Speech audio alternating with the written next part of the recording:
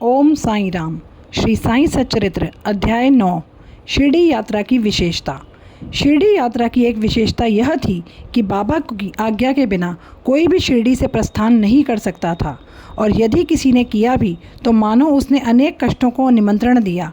परंतु यदि किसी को शिरडी छोड़ने की आज्ञा हुई तो फिर वहाँ उसका ठहरना नहीं हो सकता था।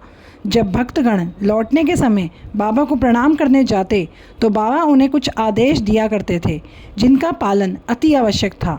यदि इन आदेशों की अवज्ञा कर कोई लौट गया तो निश्चय ही उसे किसी न किसी दुर्घटना का सामना करना पड़ता था। ऐसे कुछ उदाहरण इस प्रकार हैं। तात्या कोते पाटिल। एक समय तात्या कोते पाटिल तांगे में बैठकर कोपरगांव के बाजार को जा रहे थे। वे शीघ्रता से मस्जिद में आए, बाबा को नमन किया और कहा, मैं कोपरगांव के बाज़ार जा रहा हूँ। बाबा ने कहा, शीघ्रता ना करो, थोड़ा ठहरो, बाज़ार जाने का विचार छोड़ दो और गांव के बाहर न जाओ।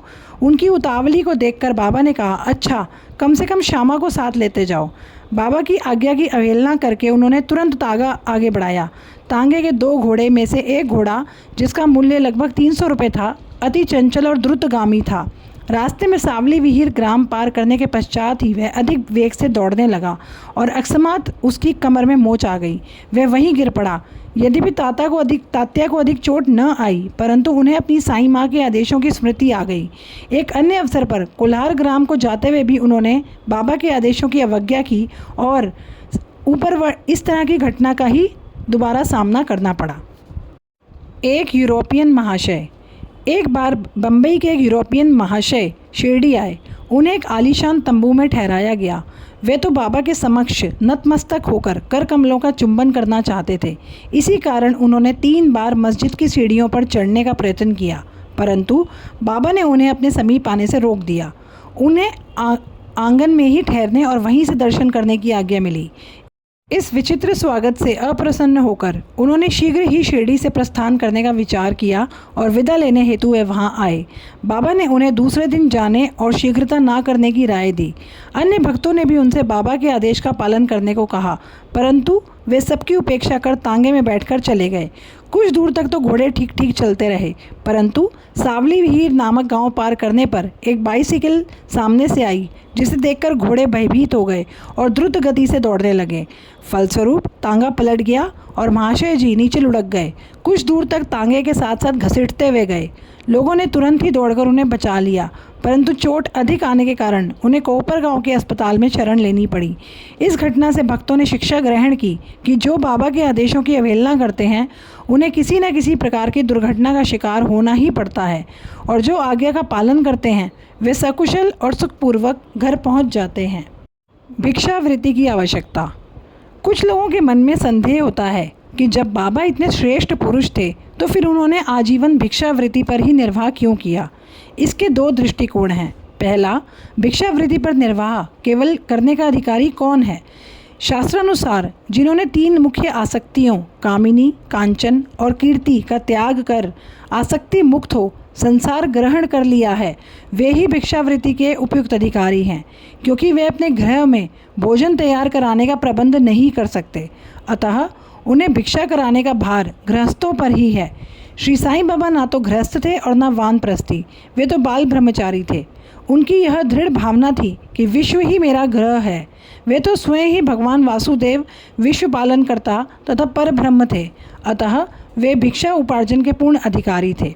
दूसरा दृष्टिकोण, पंचसूना।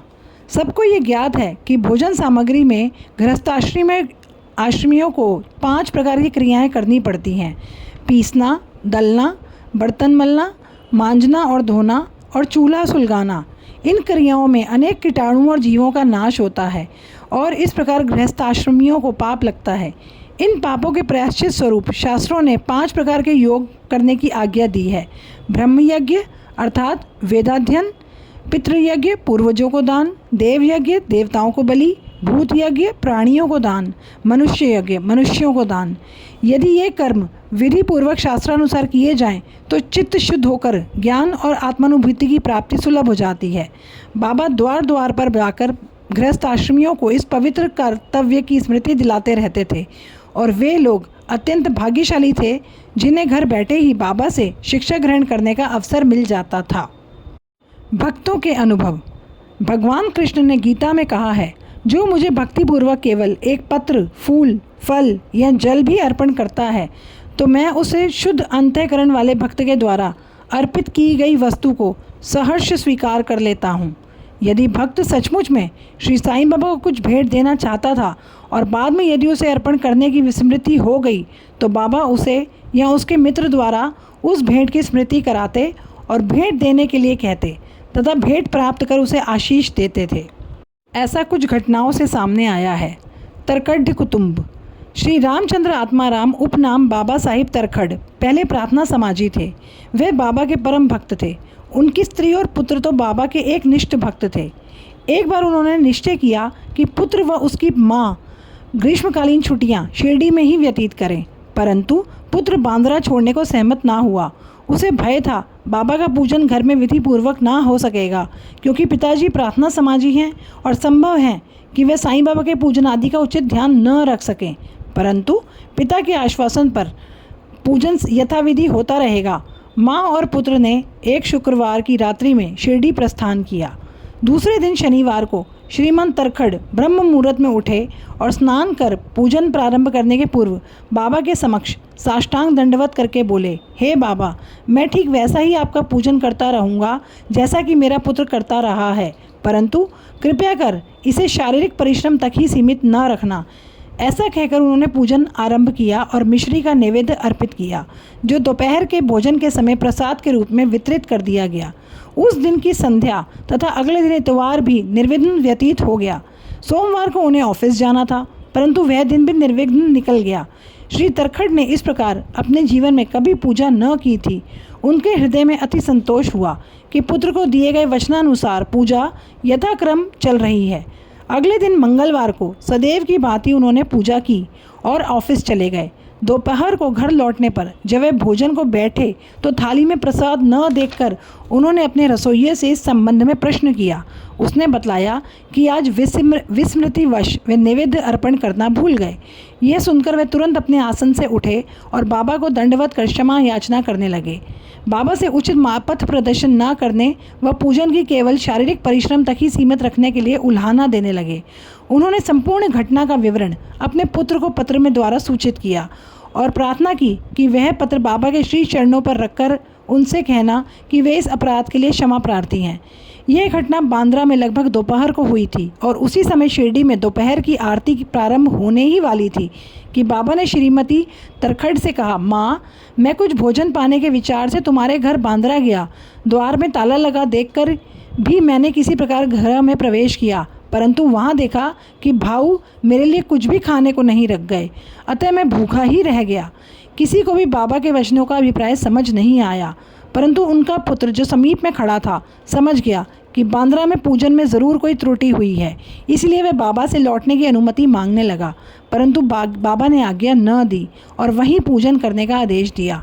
उनके पुत्र ने शिरडी में जो कुछ हुआ उसे पत्र में लिखकर पिता को भेजा और भविष्य में पूजन में सावधानी बरतने के लिए विनती की। दोनों पत्र डाक द्वारा दूसरे दिन दोनों पक्षों को मिले। यह घटना बड़ी ही आश्चर्यपूर्ण नहीं है। श्रीमती तरखड़। एक समय श्रीमती तरखड़ ने 3 वस्तुएं, भुर्ता यानी मसाला मिश्रित भुना हुआ बैंगन, और कचरिया मतलब बैंगन के गोल टुकड़े घी में तले हुए, और पेड़ा मिठाई बाबा के लिए भेजी। बाबा ने उन्हें किस प्रकार स्वीकार किया यह देखेंगे। बाबा के श्री रघुवीर भास्कर पुरंदरे बाबा के परम भक्त थे। एक समय वे शिरडी को जा रहे थे। श्रीमती तरखड़ ने श्रीमती पुरंदरे को 2 बैंगन दिए और प्रार्थना की कि शिरडी पहुंचने पर वह एक बैंगन का भुर्ता और दूसरे का कचरिया बनाकर बाबा को भेंट करें। शिरडी पहुंचने पर श्रीमती पुरंदरे भुर्ता लेकर मस्जिद गई। बाबा उसी समय भोजन के लिए बैठे थे। बाबा को वह भुर्ता बड़ा स्वादिष्ट प्रतीत हुआ, इस कारण थोड़ा थोड़ा सभी को वितरित किया गया। इसके पश्चात ही बाबा ने कचरिया लाने को कहा। राधा कृष्ण माई के पास संदेश भेजा गया कि बाबा कचरिया मांग रहे हैं। वे बड़े असमंजस में पड़ गई। बैंगन की तो ऋतु भी नहीं है। अब समस्या उत्पन्न हुई कि बैंगन कहाँ से आए। जब इस बात का पता लगाया कि भुर्ता कौन लाया, तब ज्ञात हुआ बैंगन श्रीमती पुरंदरे लाई थी और उन्हें ही कचरिया बनाने का कार्य सौंपा गया था। अब प्रत्येक को बाबा की इस पूछताछ का अभिप्राय विदित हो गया और सबको बाबा की सर्वज्ञता पर महान आश्चर्य हुआ। सन 1915 में श्री गोविंद बालाराम मानकर शिरडी जाकर वहां अपने पिता की अंत्येष्टि क्रिया करना चाहते थे। प्रस्थान करने से पूर्व वे श्रीमती तरखड़ से मिलने आए। श्रीमती तरखड़ बाबा के लिए कुछ भेंट शिरडी भेजना चाहती थी। उन्होंने पूरा घर छान डाला, परंतु केवल एक पेड़े के अतिरिक्त कुछ ना मिला। वह पेड़ा भी अर्पित नैवेद्य का था। बालक गोविंद ऐसी परिस्थिति देखकर रोने लगा, परंतु फिर भी अति प्रेम के कारण वही पेड़ा बाबा के लिए भेजा गया। उन्हें पूर्ण विश्वास था कि बाबा उसे अवश्य स्वीकार कर लेंगे। शिरडी पहुंचने पर गोविंद मानकर बाबा के दर्शनार्थ गए, परंतु वहां पेड़ा ले जाना भूल गए।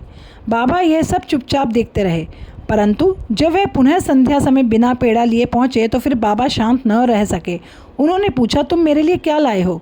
उत्तर मिला, कुछ नहीं। बाबा ने पुनः प्रश्न किया, उसने वही उत्तर दोहरा दिया।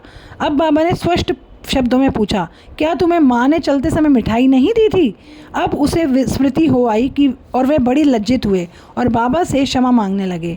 वे दौड़कर शीघ्र वापस आए और पेड़ा लाकर बाबा के सम्मुख रख दिया। बाबा ने तुरंत ही पेड़ा खा लिया। इस प्रकार श्रीमती तरखड़ की भेंट बाबा ने स्वीकार की और भक्त मुझ पर विश्वास करता है, इसलिए मैं स्वीकार कर लेता हूँ। यह भगवत वचन सिद्ध हुआ। बाबा का संतोषपूर्वक भोजन। एक समय श्रीमती तरखड़ शिरडी आई हुई थी। दोपहर का भोजन प्राय तैयार हो चुका था और थालियां परोसी जा रही थीं। उसी समय वहां एक भूखा कुत्ता आया और भौंकने लगा। श्रीमती तरखड़ तुरंत उठी और रोटी का एक टुकड़ा कुत्ते को डाल दिया। कुत्ता बड़ी रुचि के साथ उसे खा गया। संध्या के समय जब वह मस्जिद जाकर बैठी तो बाबा ने कहा, माँ, आज तुमने मुझे बड़े प्रेम से खिलाया। मेरी भूखी आत्मा को बड़ी सांत्वना मिली। सदैव ऐसा ही करती रहो, तुम्हें कभी ना कभी इसका उत्तम फल अवश्य प्राप्त होगा। इस मस्जिद में बैठकर मैं कभी असत्य नहीं बोलूँगा। सदैव मुझ पर ऐसा ही अनुग्रह करती रहो।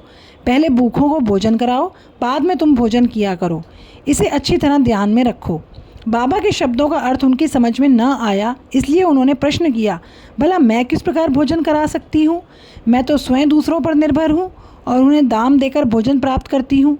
बाबा कहने लगे, उस रोटी को ग्रहण कर मेरा हृदय तृप्त हो गया जो अभी तुमने कुत्ते को डाली थी और मुझे अभी तक डकारें आ रही हैं। भोजन करने से पूर्व तुमने जो कुत्ता देखा था और जिसे तुमने रोटी का टुकड़ा दिया था, वह यथार्थ में मेरा ही स्वरूप था और इसी कारण अन्य प्राणी भी मेरे ही स्वरूप हैं। मैं ही उनके आकारों में डोल रहा हूँ। जो इन सब प्राणियों में मेरा दर्शन करता है वह मुझे अत्यंत प्रिय है। इसीलिए द्वैत या भेदभाव भूलकर तुम मेरी सेवा किया करो। इस अमृत तुल्य उपदेश को ग्रहण कर वह द्रवित हो गईं और उनकी आंखों से अश्रुधारा बहने लगी। गला रुंध गया और उन्हें हर्ष का पारावार ना रहा। शिक्षा। समस्त प्राणियों में ईश्वर दर्शन करो, यही इस अध्याय की शिक्षा है।